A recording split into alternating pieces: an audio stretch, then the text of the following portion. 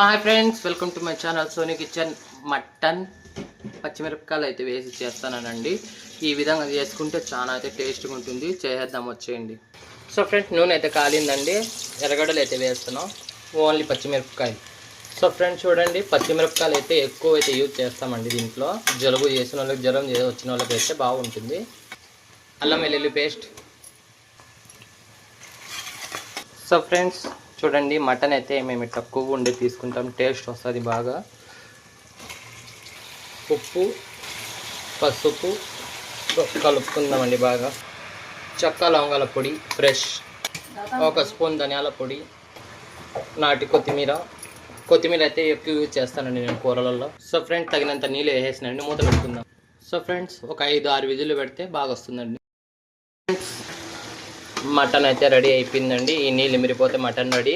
So ఎలకలు అయితే కొరికేసినాయండి, gas leak అయ్యి మంట ఇడికొచ్చింది. సో వీడియో నచ్చితే లైక్ చేయండి, షేర్ చేయండి, సబ్స్క్రైబ్ చేయండి.